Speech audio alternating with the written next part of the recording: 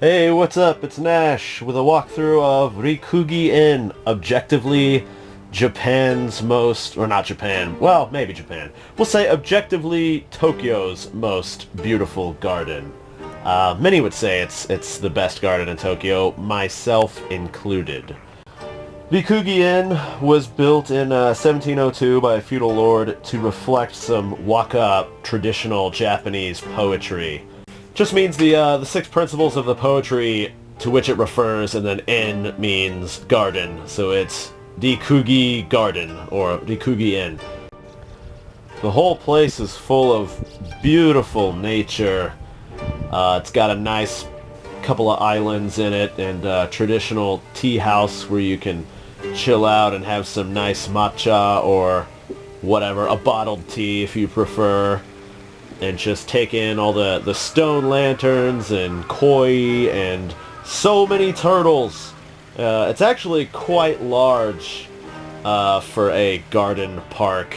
So there's a ton of paths to wander around and lots of different things to see. And you can just meander around and look at turtles and koi and giant crows and really spend a whole day. Especially if it's autumn or spring, because the cherry blossoms are really nice, and then the foliage turns a lot of different colors in the autumn. So it's pretty much a year-round place where you can go and enjoy nature. It's the best park in Tokyo, or the best garden in Tokyo, according to many, including myself.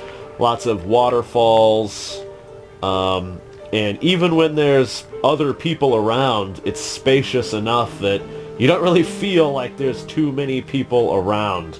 It's really nice. Then there's several different huts designated for taking a walk and then having a sit down and just taking in the surrounding environment. Just walking and chilling out. There's a sort of a river to follow. Of course, there's also lots of stagnant water as well, and, you're in a subtropical area, so mosquitoes. So many mosquitoes. But no big deal. Wear some pants, maybe, if you don't mind sweating profusely, and then you can just enjoy yourself. This is one of the huts that I was talking about, designated. See people just hanging out, reading the newspaper, chilling out. There was a dude reading, or not reading, there was a dude taking a nap in one of them. There's a stream right there with a nice bridge over it. The tea house. This is inside of the tea house. Everybody just congregating in there to relax and have some tea. Little traditional tea snacks. One of the paths. It's a very nice park. You can climb up these little steps here that actually go up a surprising bit. And then when you get up, you can get the highest vantage point in the park and just kind of survey the land, which is what I'm doing here. This is the entirety of the park, not counting all the back trails and streams. This is the main island that you see when you come in, but this is from the top, and you can see the city there in the background.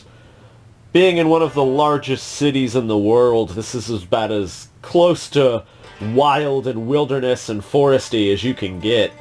There's not really any wild animals that you would think of besides turtles and koi and crows, but it's still nice. You can still wander around in relative safety and look at the giant trees and intricate bridges that are definitely not handicap accessible. They're barely even, athletically accessible. Some of them are just slick rock paths or bridges overgrown with moss. I can't imagine people don't fall in on a semi-regular basis. As you can see, I spent a lot of time watching the turtles. Here's one of those paths. This one wasn't as slick, but lots of bridges, rickety bridges over scenic streams. But as for me, I like to chill out and wander the back trails and stare at the koi and turtles.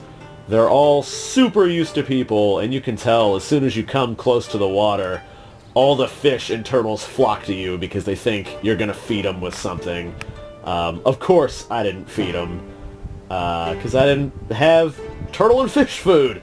And you shouldn't. They should be subsisting on their own. But they are adorable to watch swim around in their giant, I don't know, schools? Pods? I don't know what you call a clump of turtles. I'll call them a clump. They move in huge clumps. But they're fun to watch. This makes for a lazy, beautifully lazy Sunday afternoon to just go and pay to take a nap somewhere. It's one of the few places that I would pay to get into, but it's totally worth it because all the funds go towards supporting the park. So thanks for watching the video and my walkthrough. If you enjoyed it, I don't know, subscribe, go there, do whatever. Have a great day. Nash out.